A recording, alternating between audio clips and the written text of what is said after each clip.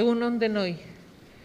Gaur pozik nago hemen gaudelako, kostatu da, baina azkenean hementxe gaude. Antolatzaileek egin duten esfortzuari esker. Nik eskerrak eman nahi dizkiet topaketa horietara gonbidatzeagatik. Ni genetista naiz eta espezializatu naiz bertako populazioen analisi genetikoan. Izan ere, gure ikerketa taldean, etxabereen hainbat espezie analizatu ditugu, aztertu ditugu, horien artean, ardi hazienden populazioak, behi haziendanak, zaldillanak, erleanak, erbianak, guzti hauek lurtarrak, baina horietatik aparte baita ere, Euskal Herriko arrantzan nagusiak diren zenbait espezie baita ere aztertu ditugu, antxoa, galuze, egamotz eta berdela. Espezie guzti hauetan, alde batetik, aztertu dugu populazioen barruan zer norainoko dibertsitate genetikoa dagoen.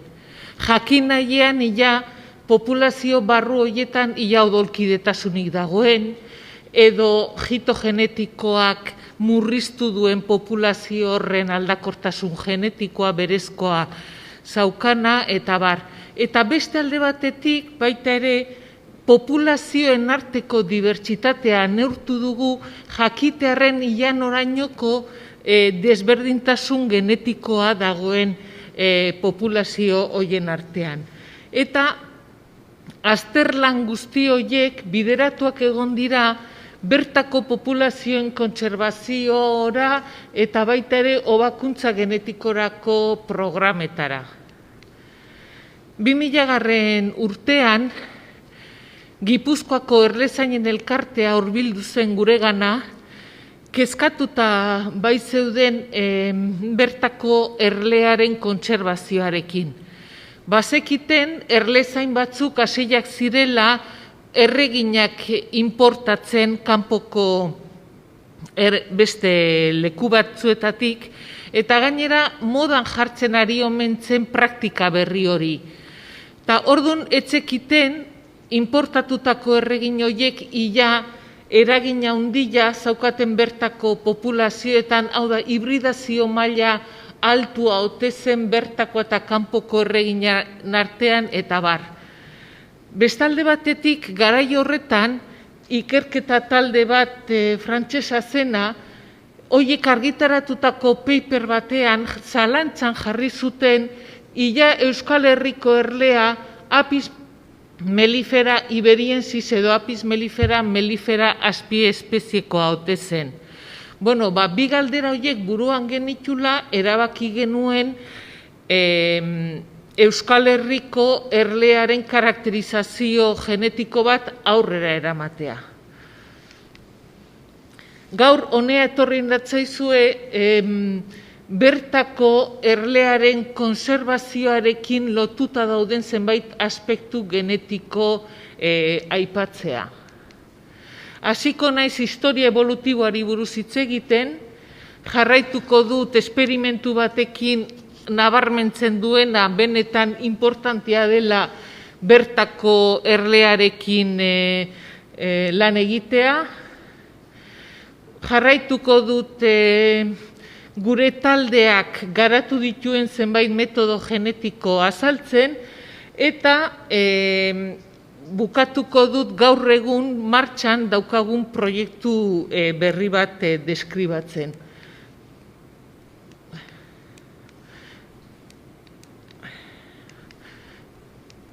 Historia evolutiboari buruz hitz egin aurretik, aipatu nahi dizuet nola erlean badauden azpiespezie asko. Eta azpiespezie horien analisi morfologikoa egiten baldin bada, oda, analisi bat egiten baldin bada euren morfologian oinarriturik, edo zuzenean euren genoman oinarriturik, beti aurkitzen dugu azpitalde guzti horiek lau taldetan multzotzen direla. Eta lau talde horiek ordezkatzen dute erlearen barruan dauden 4 leinu evolutibo. Hoien artetik M, C eta O deitzen diren leinu evolutiboak jatorriz kontinente euroasiarrean daude eta A leinu evolutiboa berriz Afrikan. Konkretuki Europaren mendebalde iparraldean aurkitzen dugu hemen urdinez M leinua, Gibraltarretik Errusiaraino doa eta baita ere ebidentzia ditugu Txinaraino iritsi dela M leinua. Gero, C leinua Europako hego-ekialdera dago mugatuta eta O leinua ekialde hurbiletik hasita iparralderantza. Gero badaukagu Europan 2 isla, Sizilia eta Malta, A leinuko erleak dituena. Baina horiek salbuespena dira.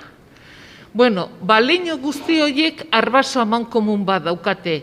Arbaso hori bizi omen zen Asiako hego-ekialdean eta gaitasuna omen zaukan zuloetan abiak egiteko. Bueno, arbaso horrek zeharkatu zuen Asia eta badirudi oso erraz moldatu zela Europa eta Afrikako baldintzetara eta beraz konkistatu zitula oso denbora gutxian. Leinu guztiak, Europako leinu guztiak dispertsio zentro batetik ateratako populazioetatik datoz. Adibidez, gaur egungo datuak esaten dutena da M leinua atera zela dispertsio zentrotik orain dela 330.000 urte eta mendebalderantzarako bidea hartu zuela hemen Europako goikaldetik. C leinua berriagoa da eta hau Mediterraneo aldetik hurbildu zen mendebalderantza. Bide hau guzti hau Pleistozenoan gertatu zen. Badakizute periodo glaziarren eta interglaziar ugari zeudela garai horietan, eta batek errez imaginatu dezake garai beroetan erle populazioak edatuko zirela, eta aldiz hotz populazioan berriz denak gordeko zirela eremu xamurragoetan. Bueno, dinamiko hori paregabea izango zen M eta C leinuetako erleen artean diferentzia genetikoak pilatzen hasteko. Bakoitzak bere baldintzetara erantzun beharko zuen eta moldatu beharko zuen eta bar. Azpiespezien sorrera askoz ere berantiarragoa da, berriagoa, azken izotz aroaren bukaeran gertatu zen azpiespezien sarrera. Izotzaro honetan, Europako iparraldea soilik izoztu zen, hegoaldea berriz erleak gorde ziren. Peninsula Iberikoan M leinuaren arbasoa babestu zen, Grezian C leinuaren arbasoa eta ekialde hurbilan O leinuaren arbasoa. Eta Peninsula Iberikoa eszepzio bat izan zen zeren eta bertan bai M zein C leinuko erleak babestu ziren, hor isolamenduan bata bestearekin hibridatu eta hortik gero atera zen gaur egun ligustika bezala ezagutzen dugun azpiespeziea. Bueno, erle hauek babeslekuetan zeuden bitartean bata bestearekiko isolaturik egongo ziren, ez ziren gai geneak bata bestearekin trukatzeko, eta gainera bakoitzak bere babeslekuan aurkitutako baldintzetara egokitu beharra edo moldatu beharra eukiko zuen. Eta beraz, isolamendu periodo honetan, leinuak euren diferentzia genetikoak areagotu zituzten. Bueno, kontinentea berotzen denean, orduan babeslekuetan dauden erleak iparraldea konkistatzen hasten da. Eta hau gertatzen da azken izotzaroaren amaieran, eta esaten da azpiespezien erradiazio momentua dela. Adibidez, hemen ekialdetik leinuak sortu zituen hainbat azpiespezie horien artean Pomonela, Anatoliaka, Kaukasika, Armeniaka eta bar.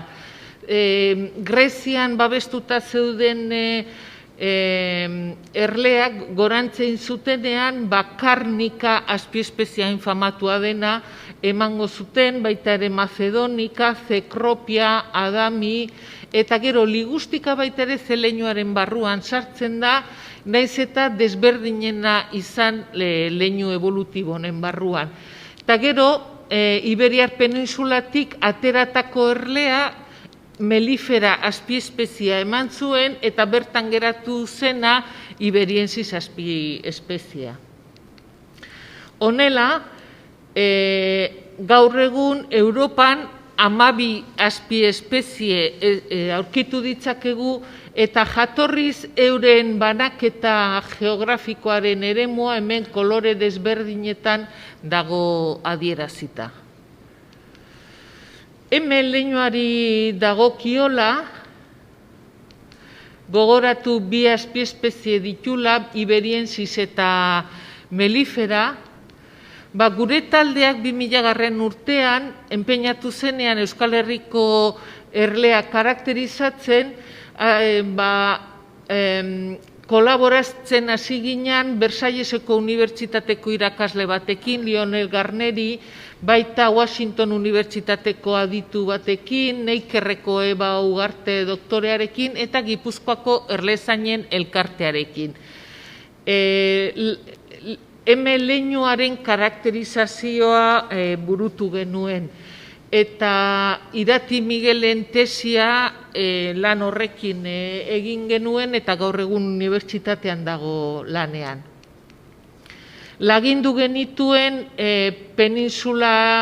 Iberiar peninsula, Frantzia eta Belgika ere bai. Guztira 1400 bat kolonia. Kanarietako La Palma uhartean baita ere 500 bat kolonia hartu genitun. Eta kolonia hauetan aztertu genuen bai mitokondrietako DNA markatzaileak zein genoma nuklearreko markatzaileak. Eta zer ikusi genuen? Bueno, lehendabizi ikusi genuen detektatu genituela 3 DNA mitokondrial tipoak, M haplotipoak, A haplotipoak eta C haplotipoak. M haplotipoak dira M leinuko forma tipikoak, eta horiek ikusi genitun ugarienak direla peninsularen iparraldean, eta hemendik hasita Frantzian eta Belgikaraino. Orain, salbuespen batzuk daude, hemen ikusten dugu C haplotipoak oso nagusi direla. C haplotipoak kanpotik ekarritako erreginen, hau da, C leinuen tipikoa da. Honek adierazten duena da hemen kanpoko erregin asko inportatu dituztela eta hibridazio tasa izugarria dagoela. Bestalde, peninsularen hegoaldean A haplotipoak behatu genituen, eta horiek leinu afrikarraren tipikoak dira. Azpimarratzeko lehen emaitza da, hemen iparraldean, gure peninsulako iparraldean, aurkitutako dibertsitate genetikoa izugarria zela konparaturik Frantzian eta Belgikan zegoen dibertsitatearekin. Eta horrek aditzera eman zigun, edo horrek nolabait berresten du peninsula izan zela M leinuko babeslekua historikoki.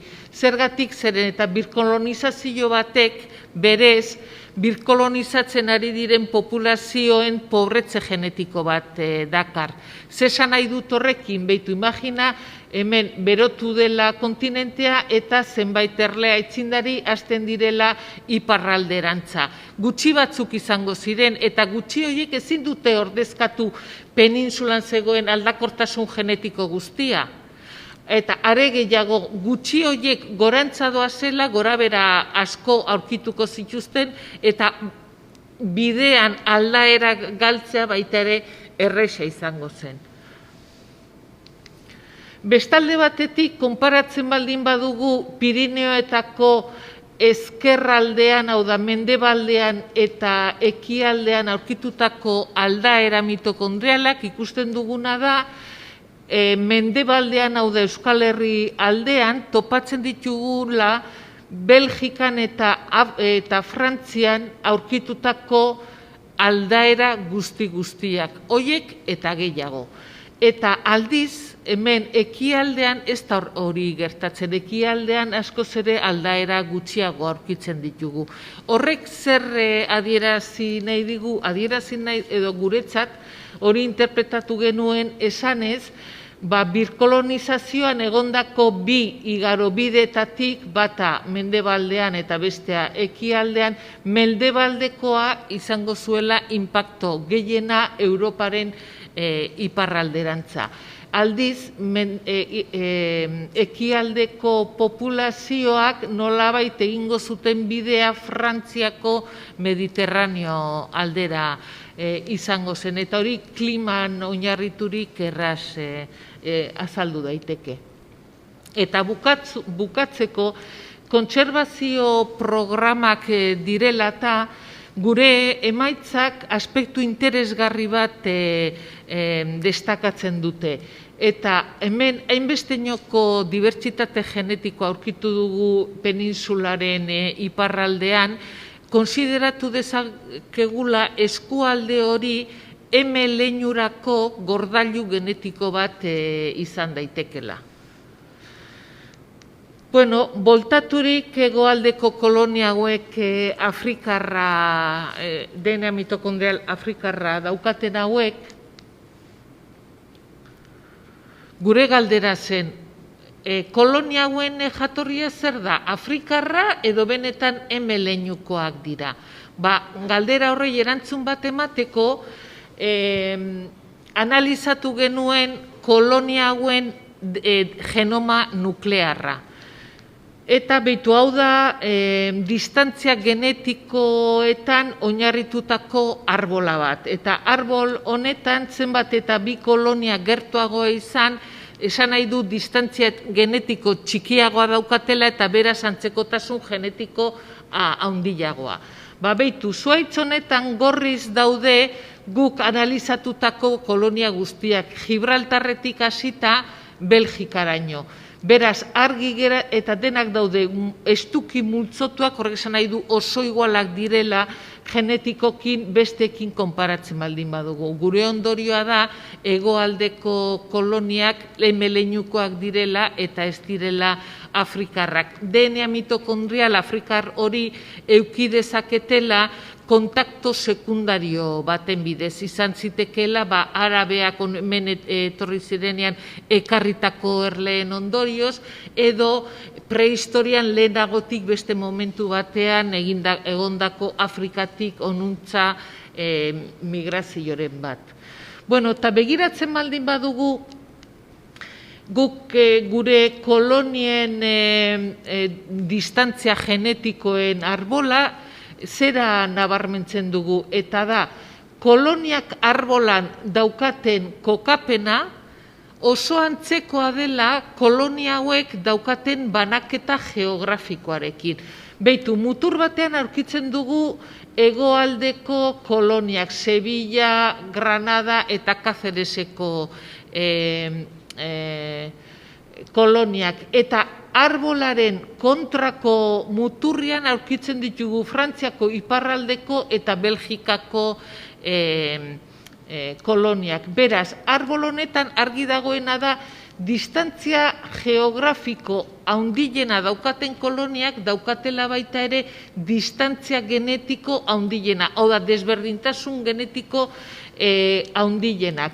Gainera, mutur batetik bestera goazen neurrian, aurkitzen dugu distantzia genetikoen kontinuo bat, doitzen dena geografiari.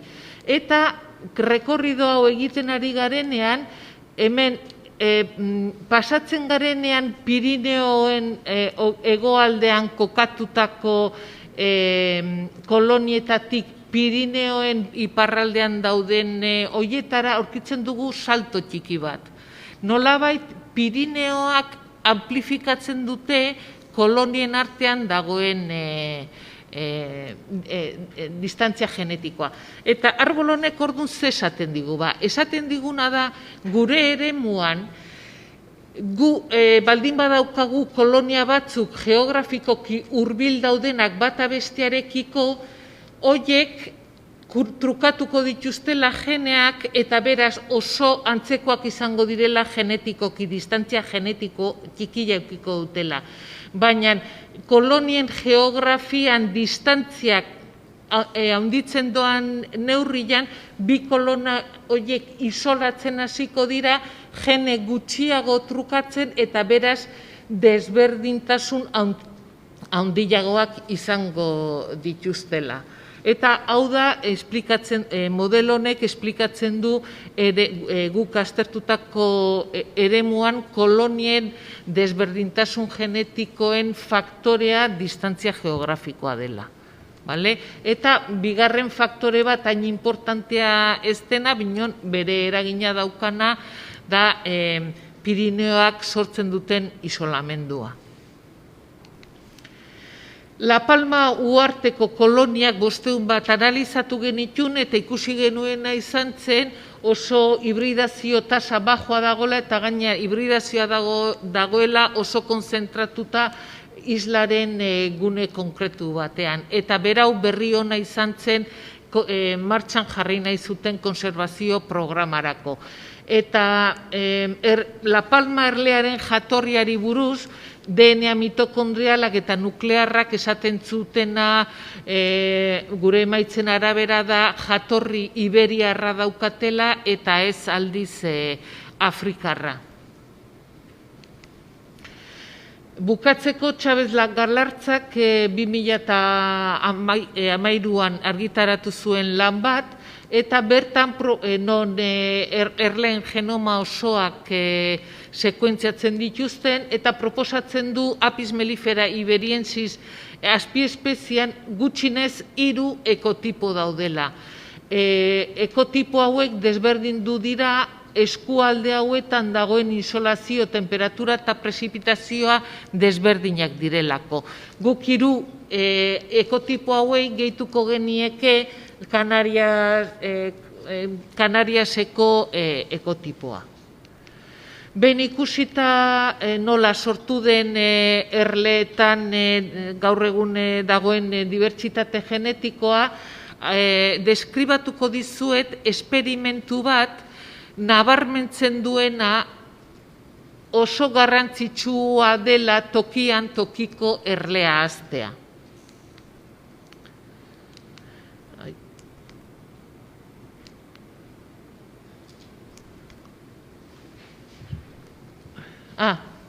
Hoxe. Esperimentua Kolos Gei deitzen da, bertan Europako herrialde ugari hartu zuten parte, eta galdera bati eman nahi zion esperimentu honek erantzuna. Hau da, garrantzitsua da erle bat bere ingurunera egokitua egotea, edo horren kontra genotipo eta ingurunearen elkarrekintzak ez dauka inolako eraginik kolonien bizkortasunean, ekoizpenean edo galeran. Gauza bat ala bestea. Horrei erantzuteko 16 jatorri geografiko ezberdineko erleak aztertu zituzten, hau da 16 genotipo ezberdin aztertu, eta hauek kokatu zituzten 21 erlategietan. Hau da, 16 genotipo 21 ingurune desberdinetan. Guztira, 621 kolonia monitorizatu zituzten 3 urtez. Erletegi bakoitzean 30 kolonia monitorizatu zituzten, 10 bertako erlearekin, eta beste 20 bi jatorri ezberdinetakoak. Protokolo berbera erabili zuten, kolonietan biziraupena eta garapena neurtzeko, ekoizpena eta erleen jokabidea baita ere, mantxotasuna eta guzti hori, eta baita ere parasito eta patogenoen karga. Eta esperimentua edo monitorizazioa egiten ari ziren bitartean, ez zuten inolako tratamendu kimikorik aplikatu kolonia hauei. Bueno, ze ondorioztatu zuten edo ikusi zutena izan zen, genotipo bakoitzak ingurune desberdinetan oso erantzun desberdina eman dezakela. Beraz, elkarrekintza ingurune eta genotipoaren artekoa importantea da. Eta gainera ikusi zuten tokian tokiko populazioek gehiago irauten dutela bizirik, kolonia handiagoak egiten dituztela, patogenoen karga txikiagoa eta ez direla hain erasokorrak. Beraz, esperimentu honek argi eta garbi utzi zuen gaur egun zenbait errezainek daukaten supererle baten kontzeptua, hau da genetikoki beste guztien aurrian nagusia dena, hori oker dela. Zeren eta supererle hori ingurune desberdinetan jokabide desberdina edukiko du. Bueno, hau lehen erakutsi dizuet, hau dela Europan sortutako 12 azpiespezien banaketa geografikoa, baina gaur egun banaketa geografiko hau ez da honela. Gaur egun Europan orokortuta dago higadura genetiko bat. Egoera txarrenean dagoena da Apis mellifera. Ia bere banaketa geografiko osoan ia guztiz ordezkatuta dago karnika eta ligustika azpiespeziaren bidez. Eta baita ere beste zenbait lekuetan backfast deitzen den artifizialki eraikitako hibrido batekin. Gero, badaude beste azpiespezie batzuk, ez daudenak ordezkaturik, baina hibridazio tasa izugarria dituztenak, Macedonica, Cecropia, Adami, Rundneri, Anatoliaka eta bar. Beraz, berez Europan zegoen azpiespezien aniztasuna oso murriztuta dago, eta honekin murriztuta dago espeziak aldaketara doitzeko duen potentziala noski. Horregatik gaur egun Europan 50 erle kontserbatorio baino gehiago badaude, hori dira eremu batzuk itxiak, eta bertan kokatzen dira desiratzen diren erleak, kanpoko erasorik gabe. Gehienak Apis mellifera azpiespezia babesteko dira, baina besteenak ere badaude. 50 konservatorio hauek desberdinak dira bai tamainan, bai gestioan, bai finantziazioan eta bar. Frantzia dugu oso ejemplu bekaina bezala, 20 konservatorio baditu Apis melliferarako, batzuk martxan, beste batzuk estudioan, eta hemen Ipar Euskal Herrian bat martxan jarrikote duten aztertzen ari dira. Bueno, orain komentatuko dizuet gure taldeak garatutako zenbait metodo genetiko. Metodo genetiko horien artean daukagu azpiespezien diagnostikorako metodo bat garatu dugu, eta baita ere erreginen hazkuntzarako programa bat martxan jarri dugu. Esango duzu, azpiespezien diagnostikoa zertarako nahi dugu? Adibidez, kontserbatorio batean kolonien hibridazio tasa monitorizatzeko. Edo baita ere erreginen hazkuntza egiten dutenentzat ziur egon daitezen lan egiten duten erreginak erreginen jatorria dela eurek nahi dutena eta ez beste bat. Edo edozein erlezainek jakin dezan bere erleak benetan azpiespezie batekoak diren edo kutsatuta dauden edo dena den. Bueno, diagnostikorako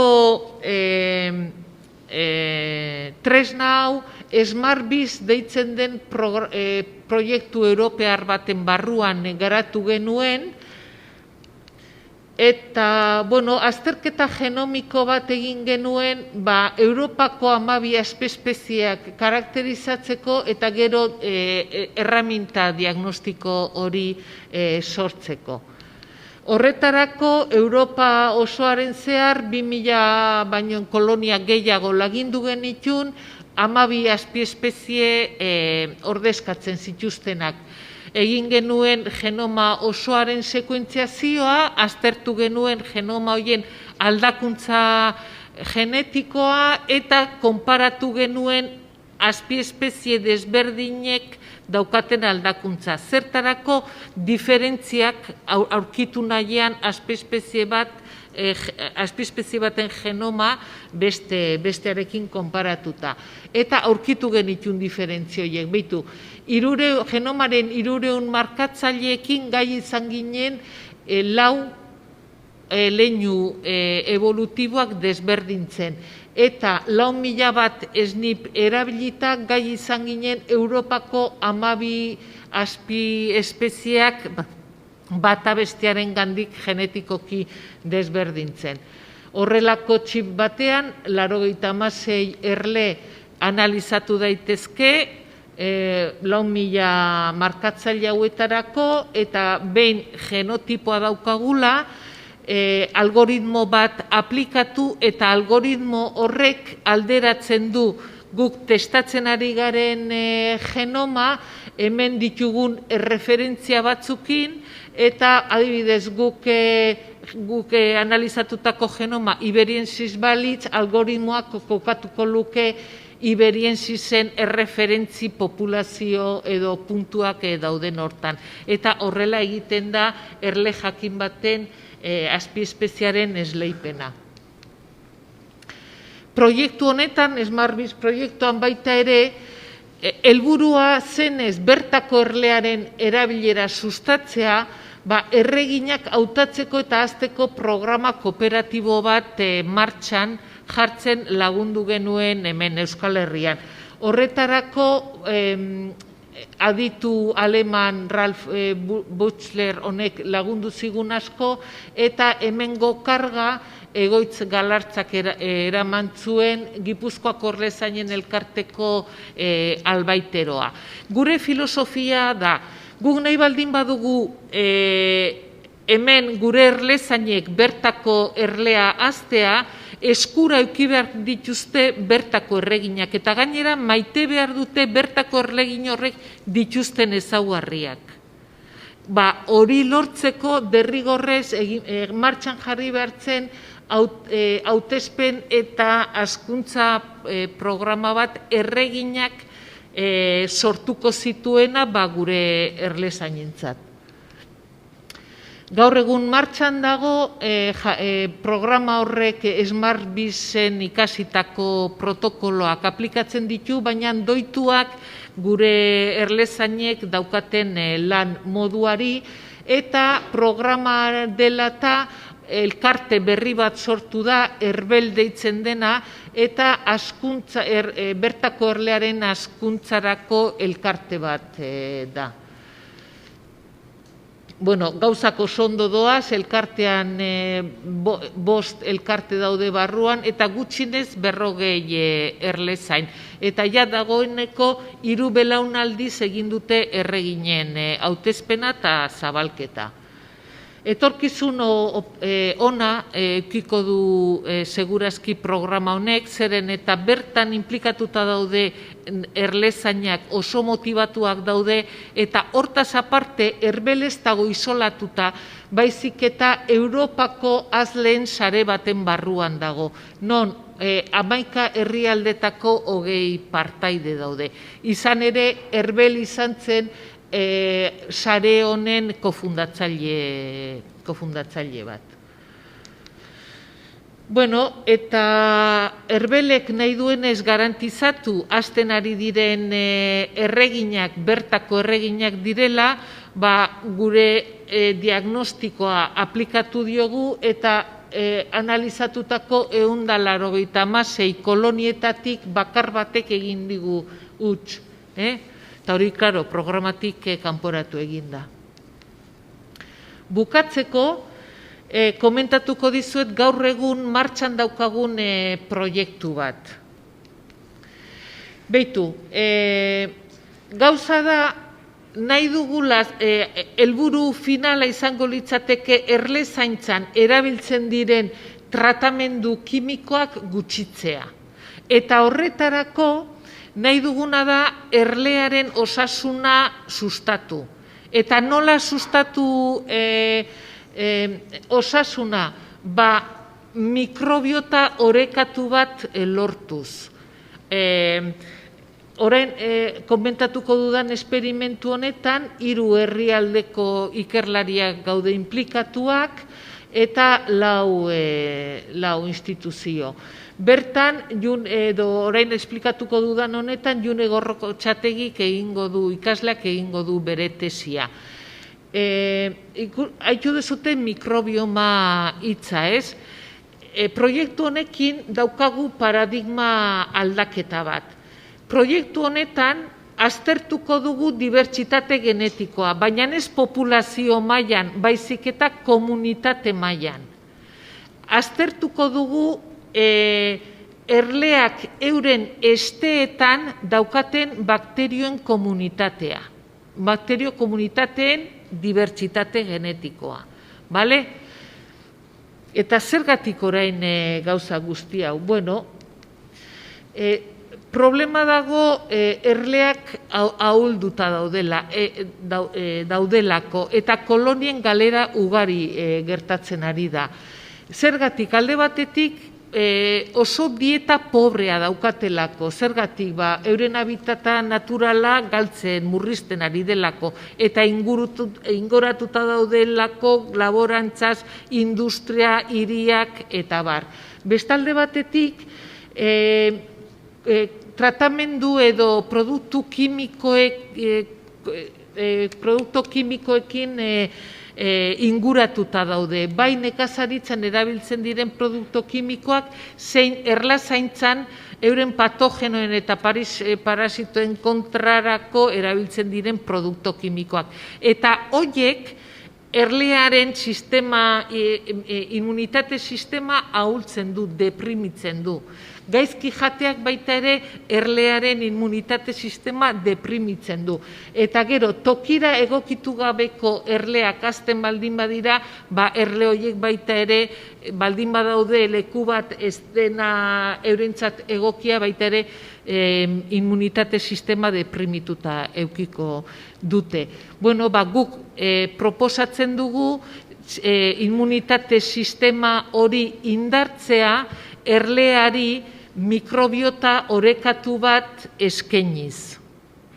Gaur egun ja gizakietan guztiz konprobatuta dago gure esteetan daukagun mikrobio komunitatea oso garrantzitsua dela gure osasunentzako. Erleak gene gutxi dituzte euren immunitate sisteman inplikatuta. Beraz, are gehiago esteetako mikrobioma ezinbestekoa da euren osasuna ona izan dadin. Bueno, orduan, guk zer egingo dugu? Bueno, identifikatu nahi ditugu zeintzu mikrobio diren onuragarriak erlearen osasunerako, onuragarriak alde batetik patogenoekiko resistentziak hartzen dielako, edo beste alde batetik produktu kimikoen aurrian propietate detoxifikatzaileak ematen diotelako erleari. Eta horrela guk identifikatzen baldin badugun profil mikrobiano batzuk onuragarriak direnak erlearentzat lortu dezakeguna da etorkizunean tratamendu inokuo batzuk garatzea erlea indartzeko eta beraz erlezaintza jasangarriago bat eta animalien ongizate batera iritsiko ginake. Tratamendu kimikoak alde batera utzita. Bueno, horretarako diseinatu dugu esperimentu bat, non bi ingurune desberdinetan dauden erleen mikrobioma konparatzen ari gara. kolonia batzuk ditugu nekazaritza ingurune batean, eta hor dauden koloniak tratatuak dira, normalean erlezainak tratatzen dituzten moduan, produktu kimikoen bidez patogenoen kontra egiten da, eta bar, eta bar. Bestalde batetik, ditugu beste erle batzuk oso ingurune pristinoan. Hau da, isla batean, non industriarik eta nekazaritzarik ez dagoen, 80 biztanle baino ez dagoen, flora nahiaina daukaten, eta bertan jarritako koloniei ez zaie inolako tratamendurik egin, utzi dira bere kasa. Eta hori kolonia hauetatik laginak hartu, eta 16 genearen sekuentziazioa egiten da mikrobioen identifikaziorako. Lehendabiziko emaitzak, eta honekin ja bukatzen dut, lehendabiziko emaitzak positiboak dira, ikusten dugu ingurune pristinoan dauden erleak eta nekazaritza ingurunean daudenak daukatela mikrobioma desberdina. Eta gainera, gero, mikrobio profilak konparatzen ditugunean, pristinoa eta nekazaritza ingurukoak, ikusten dugu pristinoak ugariagoak ditula onuragarriak diren bakterioak, eta nekazaritzakoak berriz daukatela bakterio oportunista gehiago. Beraz, bide honetatik goazela pentsatzen ari naiz. Hau da gure gaur egungo ikerketa taldea, 5 doktore, 4 tesia egiten ari direnak, eta gero kanpoko kolaboratzaileak. Eta honekin bukatu dute hitzaldia. Galderarik edukiko bazenuten edo?